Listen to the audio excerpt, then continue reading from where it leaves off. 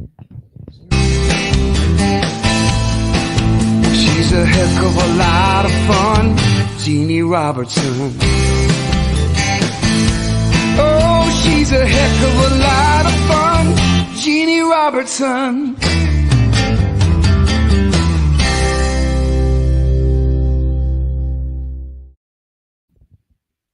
Okay. Hello, everybody. This is Jeanne Robertson, and I'm on my back porch again for the 30th weekend in a row. This is what we thought would be about 5 or 6 weeks, and the COVID would be over. We were wrong. And I have a special guest with me today called like you don't have a name. Yeah. That's a Southern. She's called Tara Brown, and she's from Charlotte, North Carolina. Yay, Tara. Yeah, that's what they call me. We have not had the first person who won, Karen Ruth White from Colorado, on the show, obviously that far away.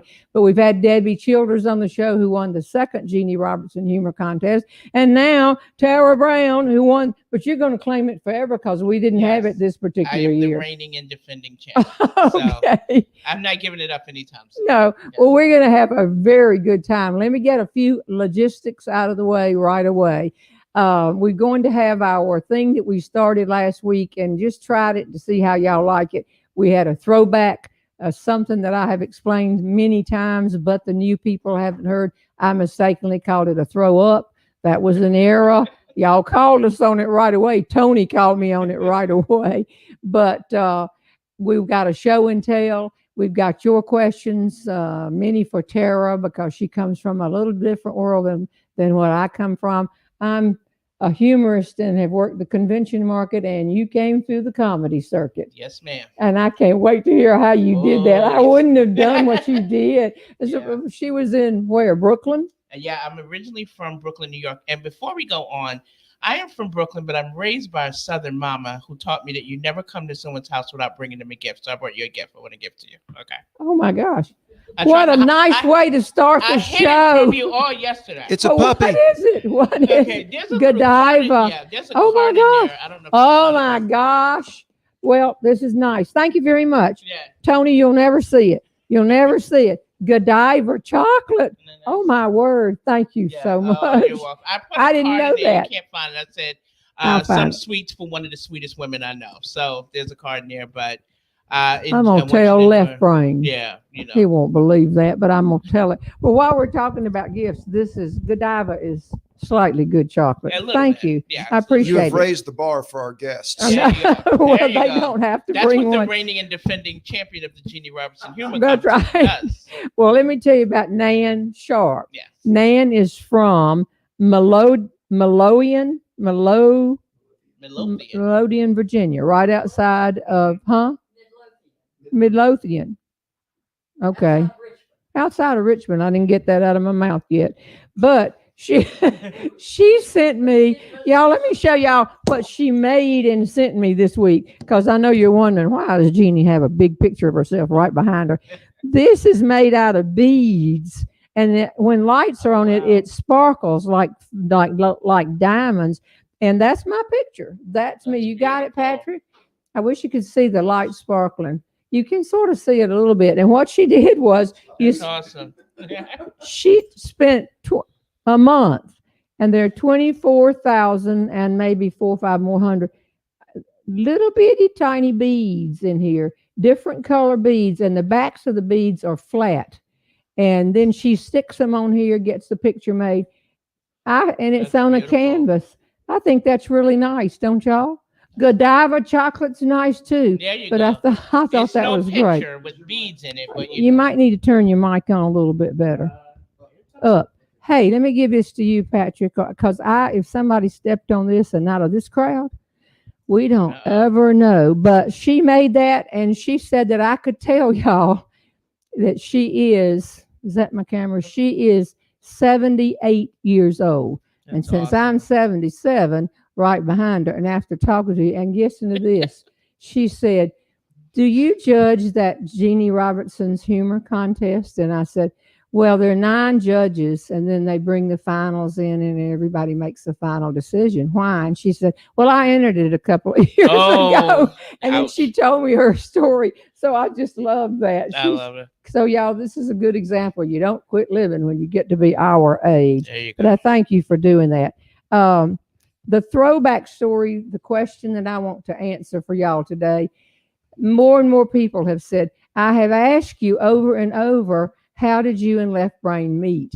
And the truth is, that's the problem. There are maybe 1,000 questions that come in. I read all the questions and we try to sort them out, see how many people are asking the same thing. And if you wrote that particular question, you are not alone. So let me just review y'all. On the last tape, I tell the whole story. This is how I went out with him, because the main question was, did you know Left Brain was frugal and so left brain when you married him? And I didn't know what to call it, but I did. But Left Brain was a blind date set up by Bobby Boswell. Many of you know he's coached all around many places in North Carolina. And it was because he was tall and I was tall. And I was working at the swimming pool. I was going to the Miss North Carolina pageant later that summer and working at the pool. And he came up and said, I have a friend I want you to go out with. And I said, the most important thing, I said, how tall is he? And he said, he's 6'6". And he said he played basketball at Duke. That meant nothing to me. I was a student at Auburn. I didn't know anybody from Duke or anybody in our county that had gone there. But he said, then the next important question, do you play bridge? And I did play bridge, and so did Left Brain. And so we went on this first date, and I thought we were going out to eat. He said, let's go out to dinner. First of all, I said, well, I could go out this weekend. And he said, no, next weekend, because Jerry was going with somebody. Then when she went away to graduate school that summer, he quickly stepped out on her. That's not really true. They didn't have that kind of an arrangement. Don't say anything, Patrick. I see you picking up the microphone.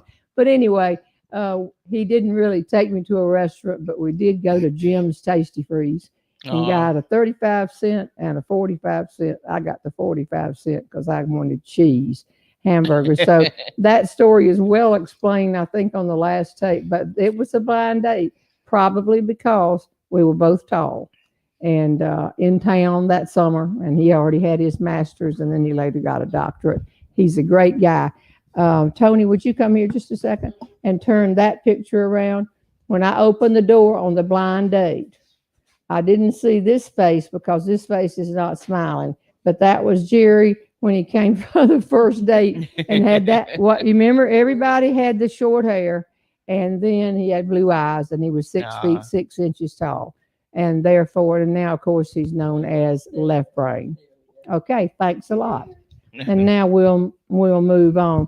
So before we start with Tara, I'm going to give away a prize. Tara, will you draw one out of this bag? I sure will. The prize, your choice of one of Patrick's CDs. It has 19 tracks on it. It's called Married Man, and or one of my your choice of one of my DVDs, or my new book came out this summer, Don't Bungee Jump Naked, and other important stuff.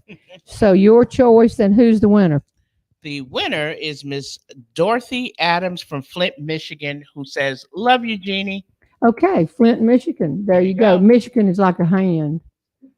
Everybody knows. We know that story. It's a good story. All right, Tony, any update on the Toothpick Man? By the way, if anybody wants to buy any of your new book or DVDs or CDs, if you look at the bottom of the screen, it says store JeanneRobertson.com. That's where you can purchase them. So make sure you do that. That's good. Okay, so camera is on. All right, now this is quite interesting to me because Tara, I have been asked many times. People will say, what's the difference, Jeannie, in speaking at conventions for so many years and then starting to do theater shows? My answer always is they're in the same family, but they are cousins, sometimes very distant cousins. Now we're going to add a third element to all this, and that's the comedy club route. Yes. And that's what you did. I did. I had moved to Charlotte from New York, and I was looking for something to do, an outlet, and I just Googled things to do in Charlotte and found a comedy class. And I was like, that sounds like fun, pretty funny. People said I'm funny.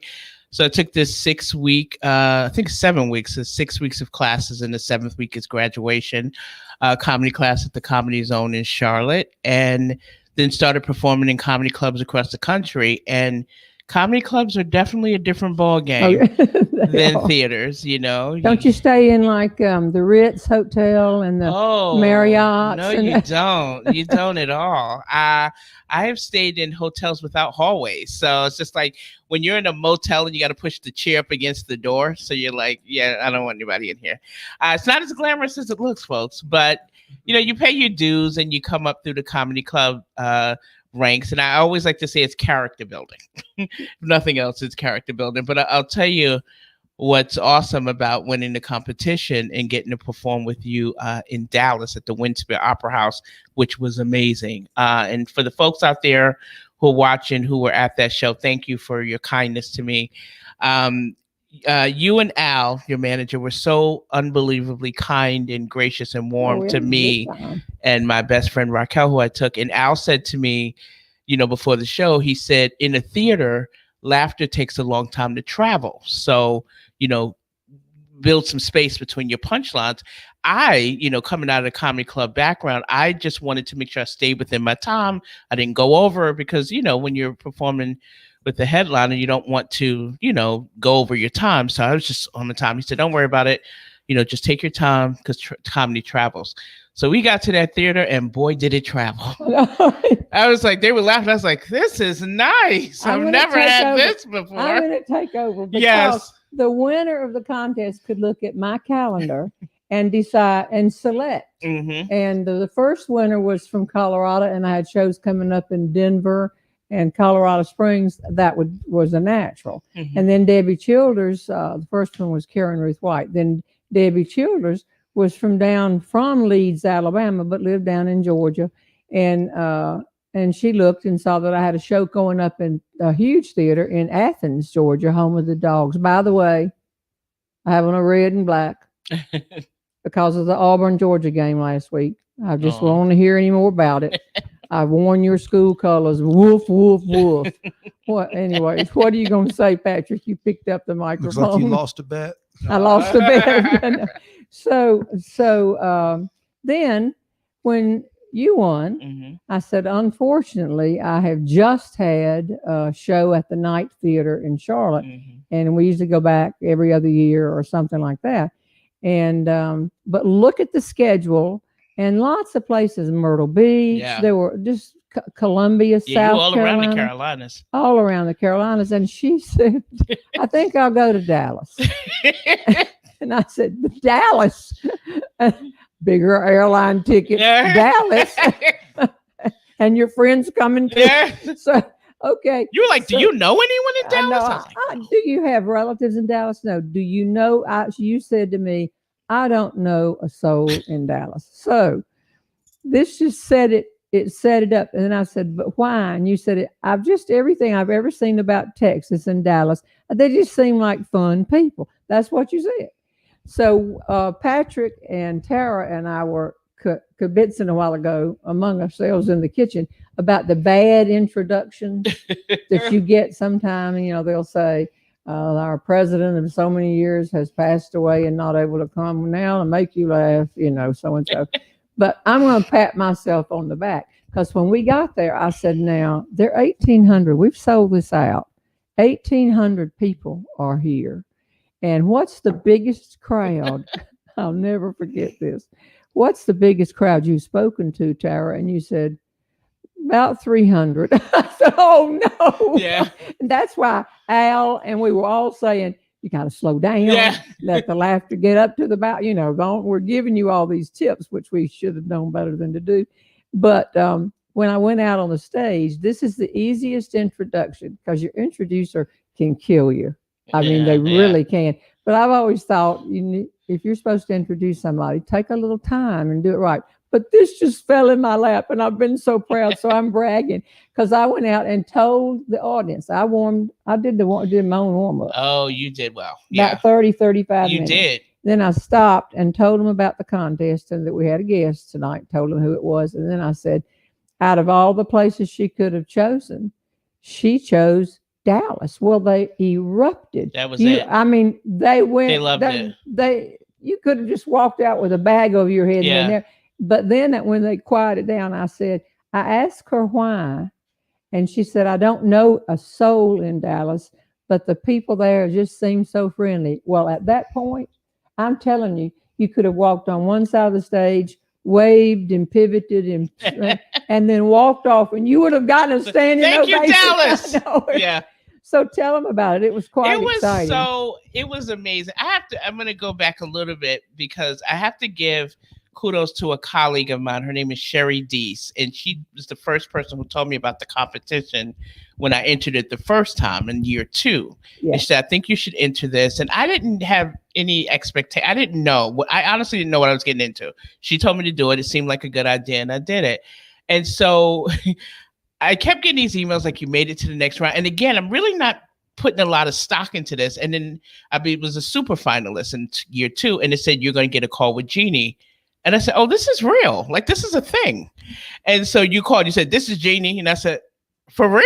And then you said, girl, you funny, but you talk fast. I remember that. New York. New York. And so then, when I won the competition and picked Dallas, and again, you were so kind and gracious. And I didn't know how it was going to work because, you were going to do some time and then I was going to come up and then you were going to come back.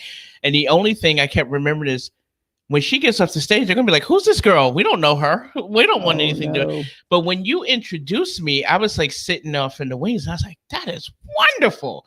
So I could have came out and fell on my face in Dallas. And I'm like, but look how she fell. She's so awesome. She's so amazing. And she fell in Dallas. And so it was the most amazing experience. And I will say this, to your audience, and I know they love you, but what you see with you is what you get, because you are the most kind and generous and welcoming person I've ever met. And that whole Dallas experience, I remember hugging you. I know I'm angling for the chocolate. But what was so awesome, I remember hugging you at the end of it, saying, I don't want this to end because it was amazing. But I've heard him talking fast now. I feel it. I heard it said one time, if you want to be a headliner, watch what headliners do. So I was watching you during that whole experience and watching how you treat people. And you always meet with the ushers before the show, and you have meet and greets with people before. And it was so funny because you invited me along for all of it. And at the meet and greet before, and I'm with you, and the people are like this, whatever. Who, Jeanne? Like, who's that girl? Well, no. And so I was like, okay, I understand. And then after the show, people are like, oh, that's the girl who wanted to come to Dallas, and they wanted to take pictures, and it was so fun. So thank you so much for the experience. It was amazing. It was the best. Dallas, I love you. Yeah. Because I wanted to make sure that she felt at home and all that. I said, now there's one thing that comedians do. They all do it. It's the stamp of I came through the comedy club. Yeah. Wow. They walk out and they'll say, hello, Chicago. Hello, Portland. It's just the sign of what. Yeah. So I said, you might not want to do that. And he said, thank you so much. You walked right in and said, hello, Dallas. I was so excited. There were more than 300 people there. I didn't know what to do. But it was an amazing experience, and I'm so grateful for it. Let's see if we got some questions for some people. Okay, let's do it. I know they sent some for you, just you. Okay, that's not one of them. Yeah, they want to talk to you. No, not that one. Well, pardon? On here, someone just asked, how did she pick comedy, and who were her inspirations in comedy? All right, and another question to lead into that is, and you just said you moved from. I must have. Has it been on since do we have to start over? No. Hi, I'm Jeanne Robertson. Your niece said Jeannie's mic's not working. So you must have accidentally clicked niece it off. Jeanne? Yes. Hey, Jeanne. Okay, so what two professionals out here can't get our microphones on. But she glossed over something because she said, I was in Brooklyn and I moved to Charlotte. Yes. Let me point out what I found out last night. She did not have a job in Charlotte. She did not know a person in Charlotte. She did not have anywhere to live in Charlotte till she started trying to investigate. And then somebody sent a letter to the owner that said what? That I will always make sure she has an income. I was looking at this apartment community. Well, now it seems like I have a habit of going places I don't know people. I was Dallas, Charlotte. Yeah. I was thinking of moving to Charlotte, and I grabbed two of my best friends and said I want to go visit Charlotte. And but you didn't have a job. Didn't have a job or anything. I was doing PR. I knew I could do freelance PR from anywhere.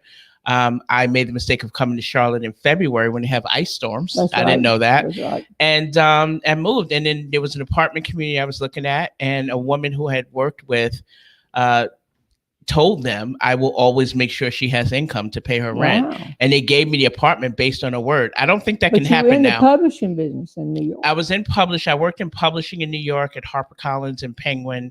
And then I was doing freelance PR for a publishing company, a small independent publishing company, and then wanted to move to Charlotte. I was going to move to either Charlotte or Raleigh.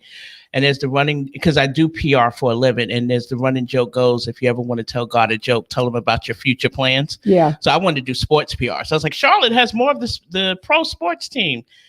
I have not done sports PR in Charlotte. And it's been an amazing experience. I moved in 2003, and Charlotte has become a really great second home for me.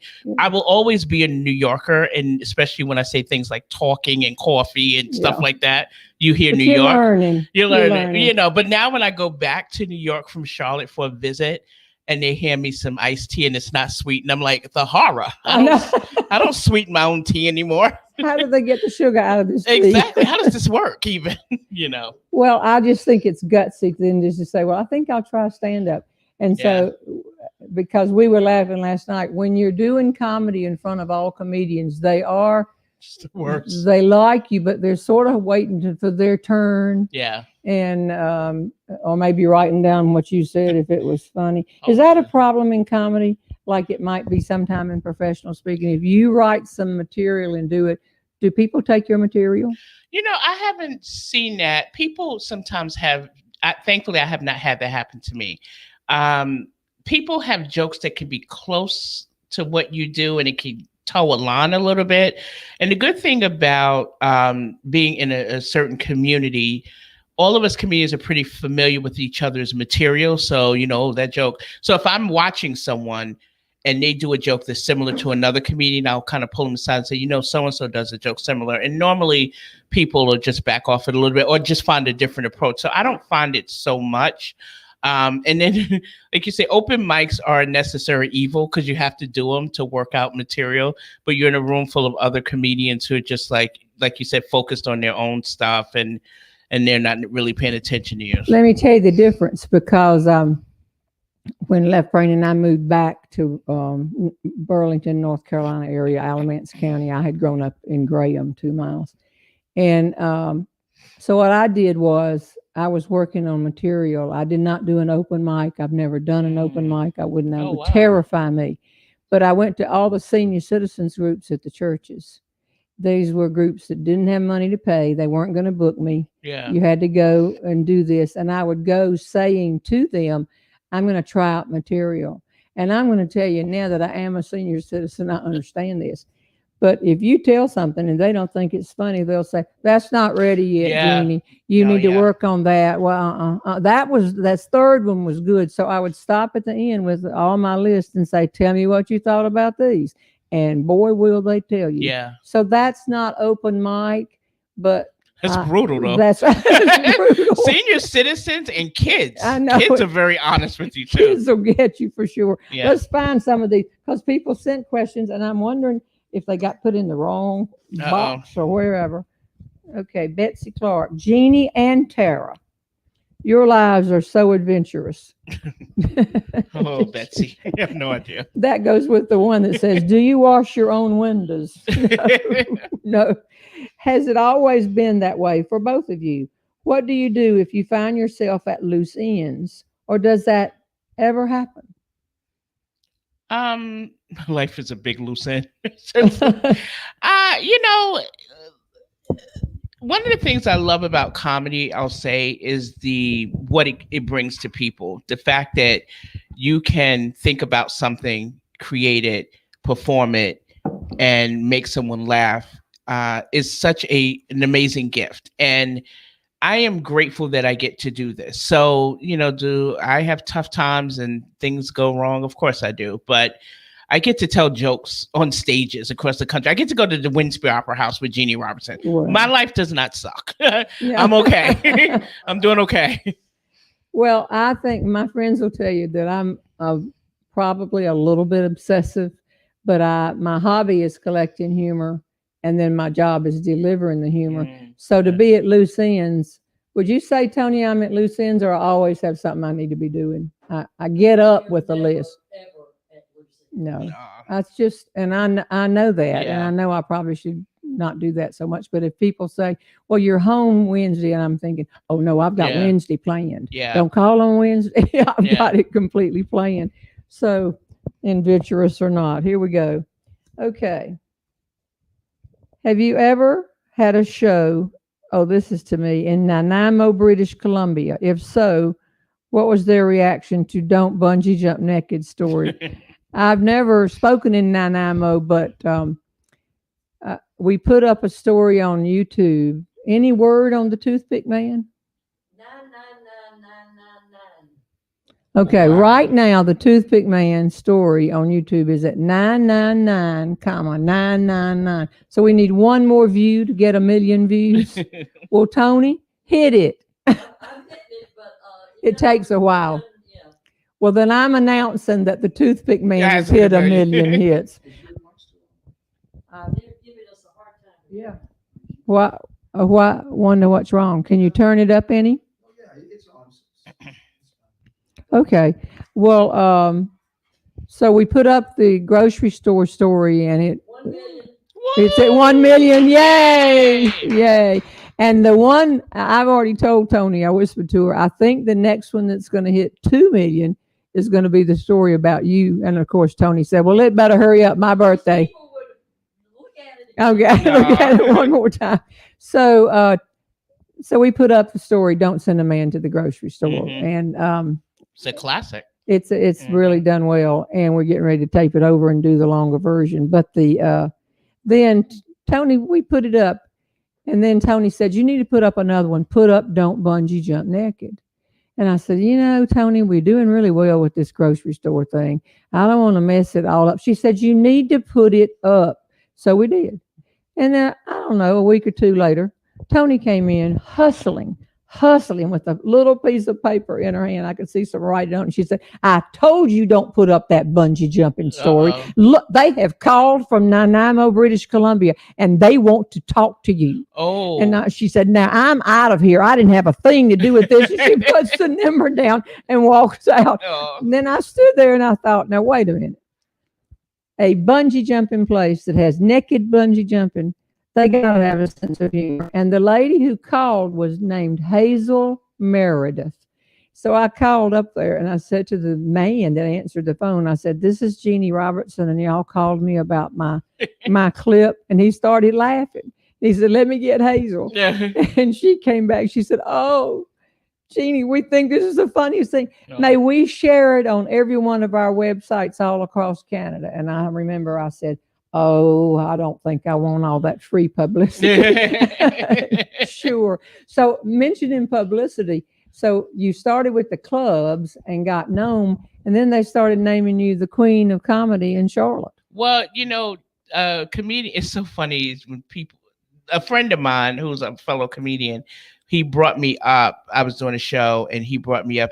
They called me the godmother of the Charlotte comedy scene. I thought that at was your age. I know, right? I was like, that sounds so awesome. So I think that's pretty nice that people think of me in that way. I don't call myself anything because I just think that's weird. Just like, "I'm the this." I'm like, "You're not." No, but may I say it? You can say it. Okay. But you can say it, but no. But I'm just honestly, it's doing clean comedy is just such a fun thing to do. And a lot of times people give clean comedians and humorists a bad rap and don't think it's as funny as stuff that's blue. And nothing could be further from the truth. I love that I get to do shows where parents can bring their kids and they can all laugh at the same type of humor. And a lot of people can't say that. I remember doing a show once, this little girl, she had to be about 6. And she looked at me, she goes, "You were funny." I said, "You thought so?" She goes, "Yeah, you were funny." I'm killing it with the 6-year-old. So it's like, my day is made, so it's good. Well, it works for me. It's always worked for me. You've done okay. But how many people come up and tell you, like they tell me that I'll say I'm a humorist? Maybe be on an airplane somewhere and said, I said family humor that's appropriate for everybody. And they'll say, it can't be real funny if it's not blue. And I said, you just, there's plenty of people out there that are doing humor that's not blue. It's humor. Amazing. You know what else? I don't know if you get this, but people have said to me a lot, clean comedy is so hard. And I said, why?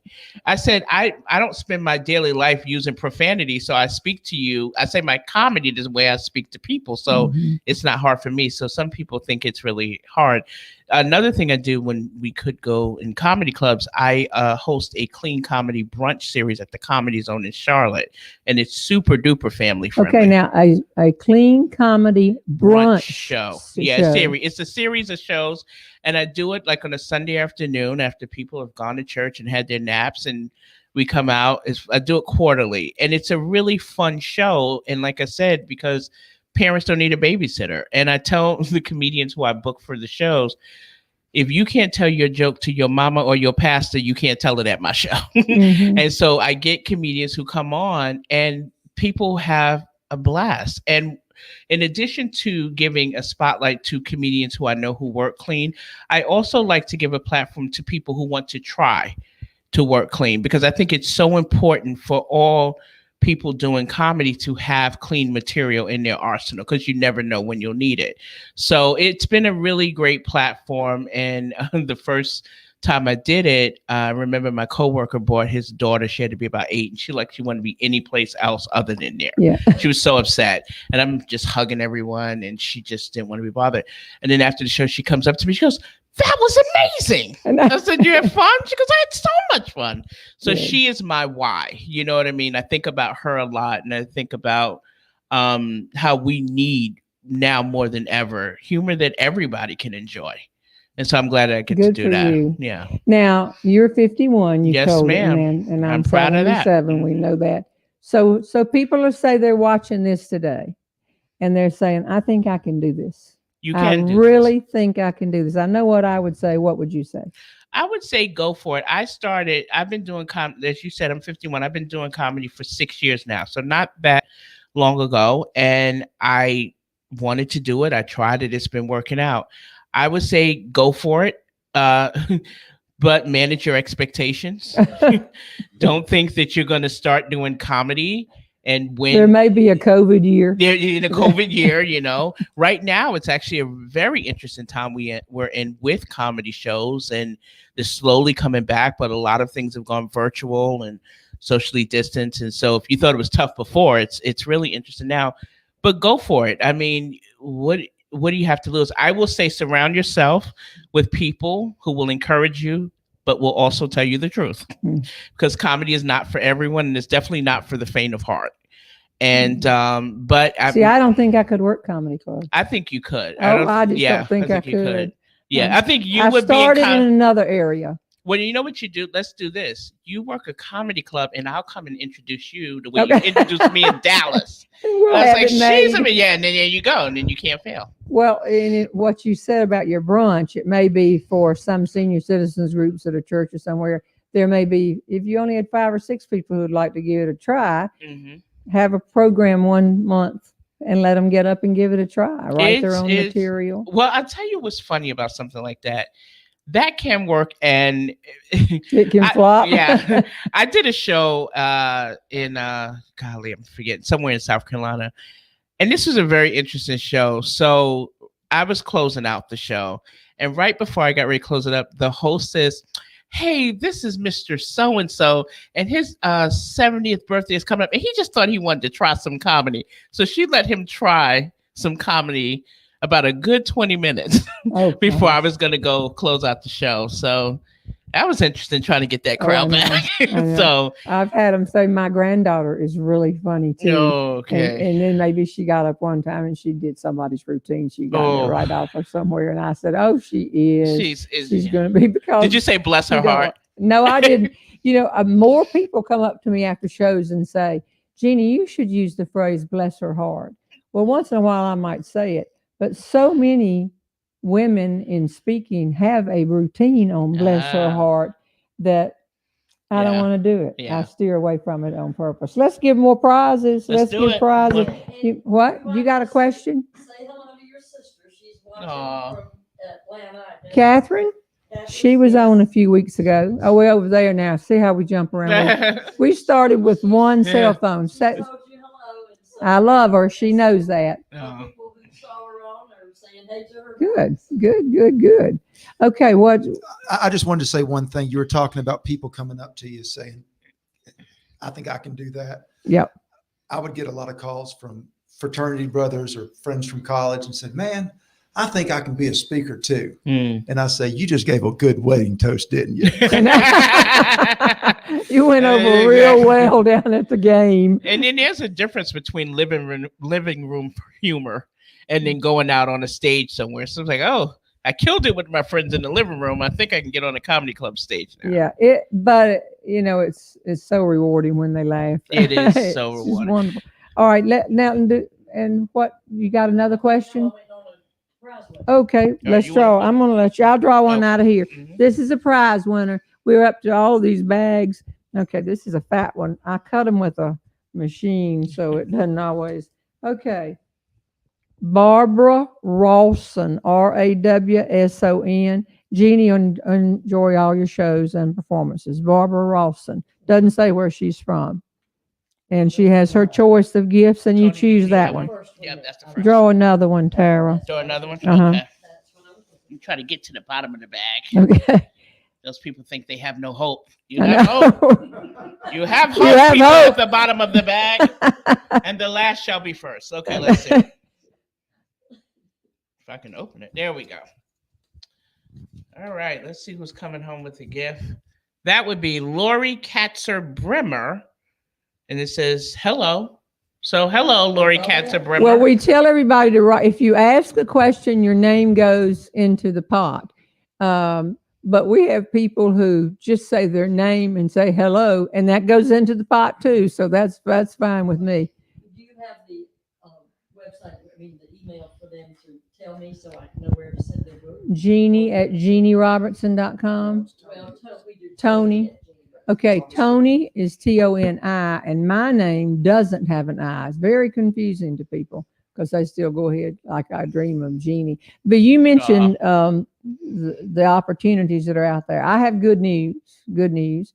I see a light at the end of the tunnel. See, when she won, we are lucky that you chose Dallas because we did Dallas, and then we went on to Crockett, Texas. Oh, yeah. The next weekend, I did Houston. Norma Rose went with me, and the Nashville people. Houston and Crockett, Texas, and when we visited in Snook, Texas. When we came home, that was it. Wow. The COVID had hit. So if you hadn't chosen Dallas, it could be that if you were waiting for something later in the year, it wouldn't have happened. But that said, and my fingers crossed, next Saturday when the show is over, I'm going down to Newberry, South Carolina. And every state is looser or tighter or whatever, but South Carolina, you can have so many hundred people into a theater. Mm-hmm. And there is a theater in Newberry that I'll be doing 4 shows. Sunday afternoon at 3, Monday afternoon at 3, Tuesday night at 8, Wednesday night at 8. So there's a possibility, but they're only selling tickets for about 200 people. And I think a couple of the shows are sold out. Some people with tickets may be turning because people are apprehensive, but the theater goes up like 3 levels, and the 4th level, it's an old theater. that the train used to come and bring in vaudeville acts, and it's just beautiful. I have had shows there twice before. And so we're doing the 4 shows, and then the people will spread out in all these levels, and they won't keep on their mask. There will be, I hate this, no meet and greet before or after the shows. That's one of the reasons the theater said we just can't risk that. Nor will they sell merchandise. So I hate that. But I like to talk to people before and after the shows. But this is the way we're going to start. And then on what day is it in Sumter? Sumter's November 14th. I'm in Sumter, South Carolina on a Saturday night. And the 15th on Sunday afternoon. Same deal. About 200 tickets, and they spread people out. But you find out this information on JeanneRobertson.com, and then you just go to shows open to the public, and it'll tell you almost all the other shows have been switched. Let me tell you about something else, because one of you had written and suggested this, and we'd already been working on it. On January 3rd, December 3rd. Thank you, Tony. What would I do? I haven't said throw up again instead of throw back, have I? What'd you say? Okay. Well, this is you have heard it. You're going to hear it here first. We're trying something a little different on the 3rd of December in Charleston. There will be about 250 tickets sold to a theater. In a theater, and again, I think it seats 1,000 or something, but they spread people all around and wear their mask if you want to. And I'll do a show live, but that show will be broadcast streaming around the world. And people buy tickets. It reminds me of a boxing match, pay for view, and you can watch the match, and you can watch the match for 48 hours if you want to just sit there, and then it cuts off. We're trying this. Now, the difference is here with this, you get to know people a lot better. You get their questions. I read everything that anybody writes when it's all over. That'll be a regular show. When I tape a new show, all the stories are new. This show is reaching people all around that had never heard of me until this spring.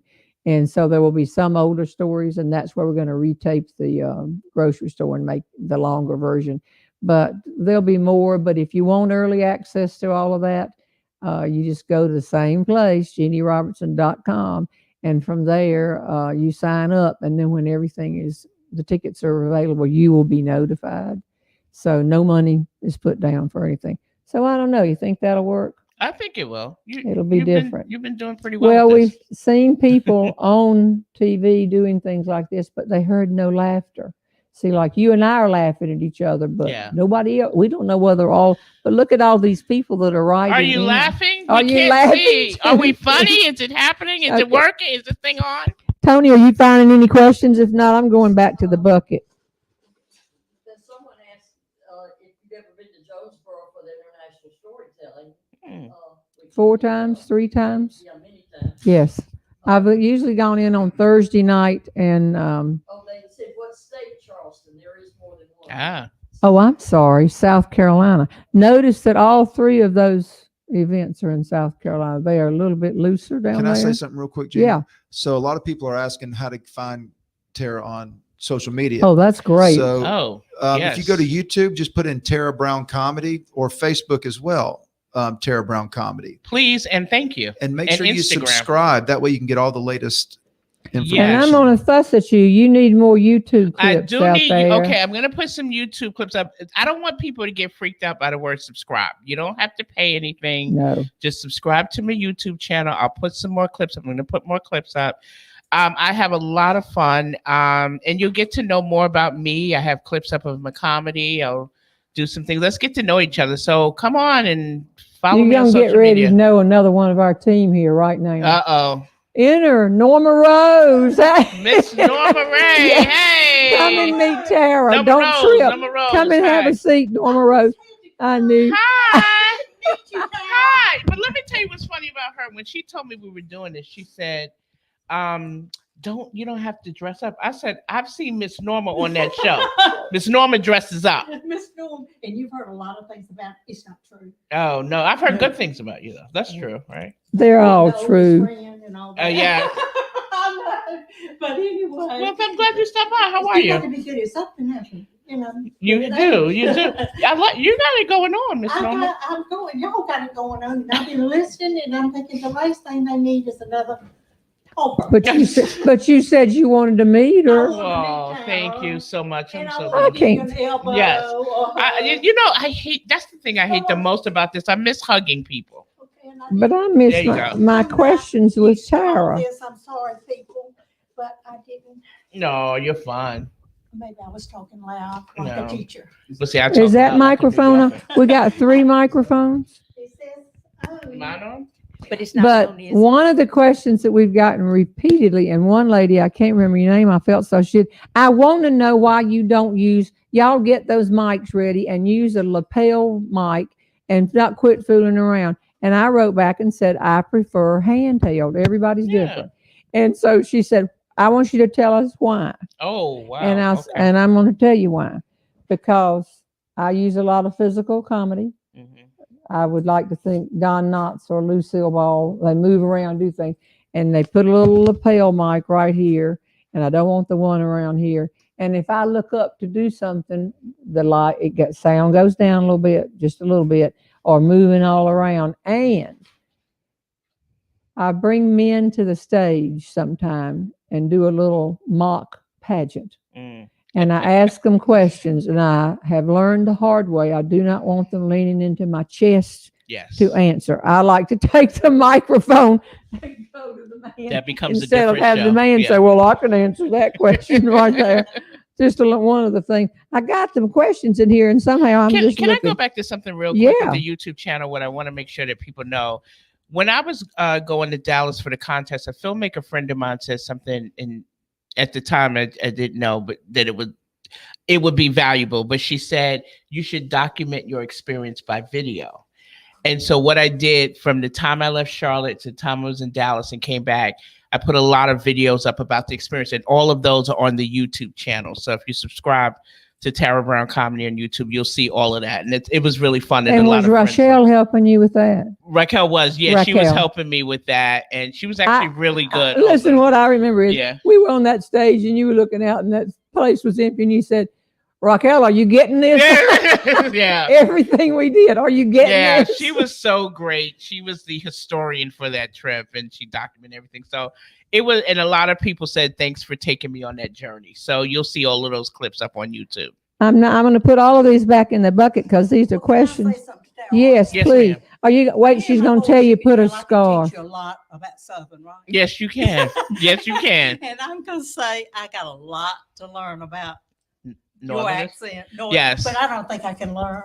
It's too old. You don't leave. It's kind of similar to a But I Southern can teach accent. You You're don't. young, you can learn. Yeah, but don't you think with the Southern accent, you never lose it, right? And then I think with Northern accents, you don't really lose it. We were saying earlier, you hear more with me when I say things like coffee and talking and stuff like I that. don't know, but Yeah. I was born like this. That's what I'm saying. I was Coffee. born like this. I've never. Is it it's a- this? Coffee? Coffee. It's coffee. It's New talking. Jersey? New Jersey. Yes. Yes. Am I exactly. doing too much? No, you're fine. You're good. My wonderful. And What's the question? we spoke about Jared, who I adore, who's helping to manage me with things. He's a New Yorker, and he says talking. And when he says talking, I feel like I'm home. So You understand? This accent's like gold mine. yeah. I used to be in a buffet line in a hotel, and people would recognize my height because I was Okay. 6'2" and I had on heels. Now they turn around because I'm on the radio. I'm on Neil Steele every week. Yeah. I'm on all these shows. And they'll say, I recognize your accent. Oh, That's nice. not the side. Did you have a question for Tara? Someone wanted to know on here, Linda Hodgkins asked, has Tara always known she was funny, even as a child? I didn't, but I come from a long line of funny people. My mother is really funny. My grandfather, rest his soul, was hilarious. So I think some of it trickled down a little bit. So I didn't know, like everyone says to me, it's amazing. You're living your dream of doing comedy. I was like, not really. I just kind of fell into it a little bit, but no. And I'm thankful that it's worked out and no one's thrown stuff at me. All right, yet, let me so. pose the question like this. If your elementary and junior high school friends could see you on stage with a microphone making people laugh, would they be surprised? Probably not. You know what they would be surprised at? That people call me Tara, because growing up, people would say Tara. They would put the hard A on my name. So when they say, who's Tara? That's what they would be more surprised at. Last night, there were a whole group of people and they come up and they said, what did you say your name was? You said, Tara, like Gone with the Wind. They fell out. That's what I tell people. They say, oh, okay, I get it. Okay, any more, Tony? I'm So glad you came. Someone else put them in the bucket. The accent, we have, they talk a lot about that. The accent? Yeah, and that we have a one of your fans, Joanne Milano. Yeah, I think Joanne lives in Manhattan. Oh, okay. She said you do not have an accent. You know what? It will. Let me get mad enough, and you'll hear it. If I get mad enough, it comes out. You know. But I'm in the Carolinas now. When in Rome. Well, that's. Have you had people say to you? Because I will have someone come up in somewhere like Portland, Oregon, is the first time it happened, and the woman said, "Hearing you is like getting a little booster shot. I'm sliding back into it." You know, but do you find when you are in Charlotte, you have a little more of an accent, maybe? But when you get back to New York. When I get back, what's funny is one time I was in, I don't think I have an accent either way, but other people hear it in me. But when I went to New York once and I was sitting in a pizza parlor and I heard, yeah, because you told me, and I was like, my people, I'm home. I use people. And then I was like, I felt so at home. Norma Rose, do you know Ginger Brown? Yes, I know Ginger. She said, was a great basketball player at Western. Oh, I'm Can sorry. you hear me? Ginger, Yeah. hello, I love you. She said one of my favorite high school teachers. I hear that all the I time. love you, Ginger. Aww. She must have been one of them that passed. That finally got a good grade. Okay, and I'm just looking. Oh, you thought she died? No. I thought that's oh, she could Ginger Brown. But I had all these. I'm just wondering if somebody in the house put them in. I had a stack of the questions for you, and I'm gonna just keep looking right here until I circled your name, Tara. I go back here and listen. They're probably like, we want Jeannie. No, they won't. Jeannie show. We have all the questions for Jeannie. Okay. What color was your Miss North Carolina dress? No.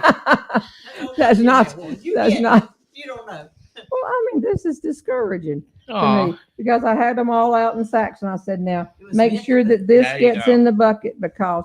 Okay, let's see about this. Okay, Tara. Here we go. Cheryl Finch. Lots of folks. Will Ferrell movies make me laugh more than anything? I love Will Ferrell. I think she had asked a question on Facebook, and I had answered a couple of ones that I could. She was asking, I think, who makes me laugh. I love Will Ferrell movies. And actually, I was telling Jeannie the story yesterday. When I first moved to Charlotte, I didn't know a soul. And I used to go to the movies every Friday by myself. And one of the movies I went to see was the movie Elf, which is so iconic and is set in New York. And I just started crying in the movie theater because I was so homesick and I missed New York. And the lady came up to me. She was like, you okay? I said, I just moved here and I don't know anybody. And I just started crying. And so I feel like after I had my Elf moment, it all started coming together for me in Charlotte. So yes, Will Ferrell movies have a special place in my heart because they make me laugh. And I guess they make me cry sometimes too. Oh my gosh. There you go. Now see if she had been, Tony, you have another one. She'd been a real true Southerner. She said, come and let me get you some tea somewhere. She could have got me tea. She didn't do that. She did not do that. Wants to know if Tara also likes to sing. No, ma'am. I'm guessing. Is that a ma'am? No, ma'am.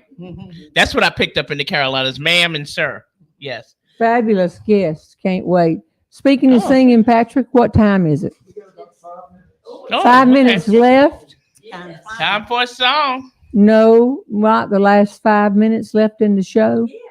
We missed you singing. I just went right by you. I'm sorry. You want to get your guitar out and sing? No.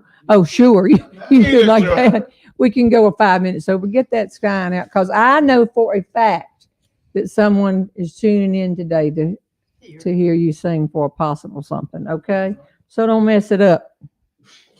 Okay, this is it. Cheryl Finch, Tara Brown, who makes you laugh? Thanks for the laughter you've given me. And then we'll give some more prizes. While he's doing that, pull a prize. Okay. I'm surprised Norma didn't come in here and start tying things around your neck, throwing them I know all. my place. All right. Here's a prize, everybody. Our next prize winner is Marcia Turner, who says, "Hi, Jeannie. Looking forward to visiting with you Saturday, sweet lady."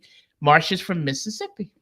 Mississippi. Now there's an accent. Mississippi. But I went to Auburn and they said I had more of an accent than they did. Really? And we have a little mountain twang in it. Oh, okay. So since we've been talking about comedy, yes, theater work, and speeches, tell why you went from speaking in songwriting and doing all the things you do and maybe into comedy sometime. You all right? Just stand up. Huh? You would just stand up and do it? You can have No, mine. here, take my chair. You can have mine. What about? No, I'm right here with the stand, right here. Okay, I'll do that. Y'all hang with us. We're giving them prizes. I'm sorry that I went over time. I think you're sitting. Here you go, right here. You fix it. Which is the camera? Okay. Oh, Lord. Okay, well, I've been enjoying listening to Tara's story because it's very similar to what I did in Nashville with the open mics and starting off that way. And that's why one reason I don't think that I could do the comedy, because I don't know if I have the stamina for an open mic again. Yeah, I hear you. But anyway, I wrote this song because I moved to Nashville to become the next Garth Brooks, and I left Nashville wanting to be the next Ray Stevens. So, I wrote this song. They say that mic's not on. Okay, can y'all hear me now? Turn the mic off. So I was saying that I moved to Nashville to become the next Garth Brooks, but I left wanting to be the next Ray Stevens, and so I wrote this song. It's on. Just to remind you. Got it. Thank you. My production manager. I used to want to be a Nashville star, making women swoon with my guitar.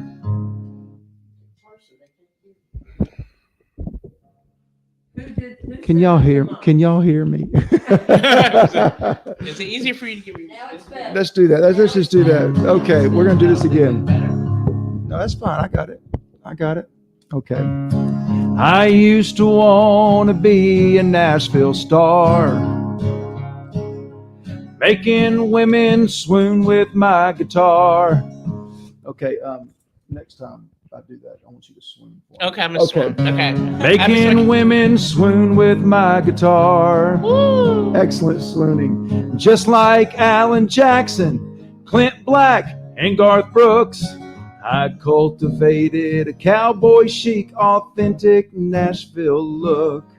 But Music Row never even called me by my name. My boots wore down and my songs lost all their twang. I knew if I was to make money, I'd better become funny. And I learned one final lesson as I left the Nashville game. You don't have to wear tight jeans to make it big in comedy. A funny man can let it all hang out. Jerry Clower, Cletus Judd, and Larry the Cable Guy never had to run a single lap or skip that slice of pecan pie. No skinny jeans in comedy. The crowd don't care what you're wearing while they watch. No laces in your shoes, old t-shirts, faded blues, with lots of wiggle room left in the crotch. I hear country music on my radio. I wonder how many tenors are really baritones.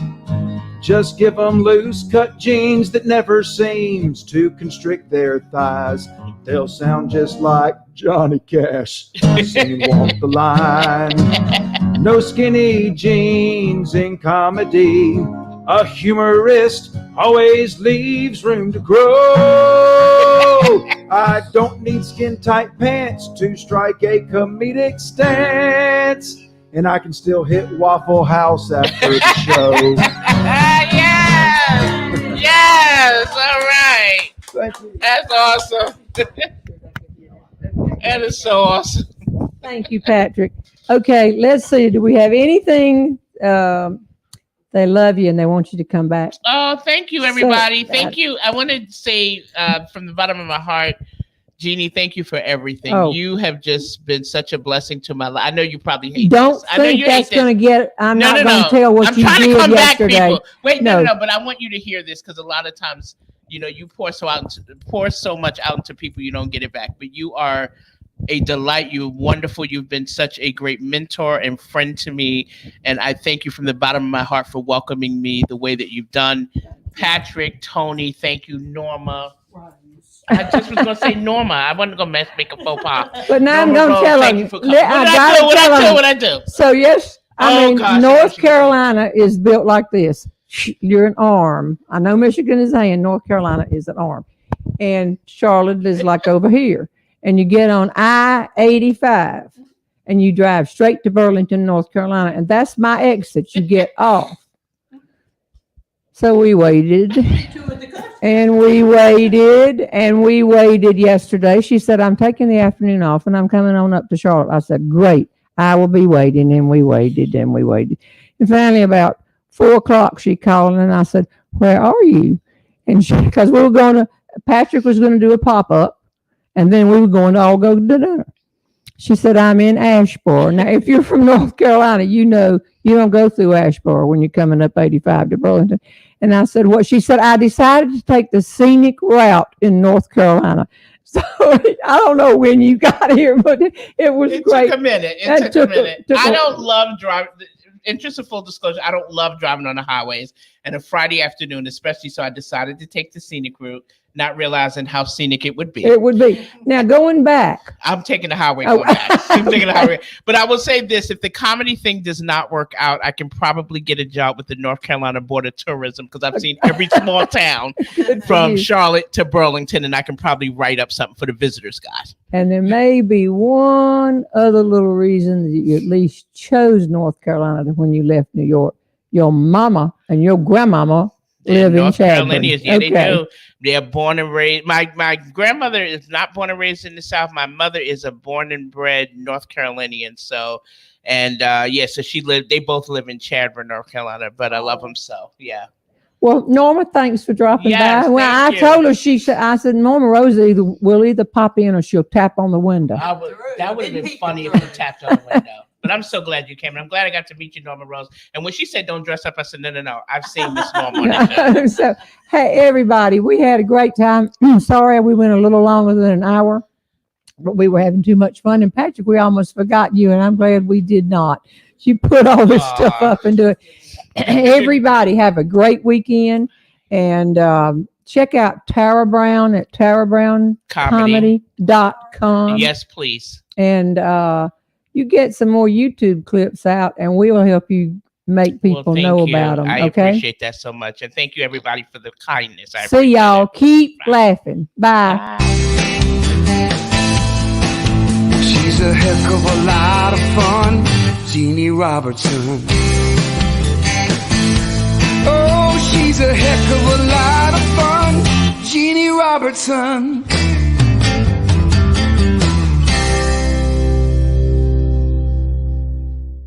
That's what you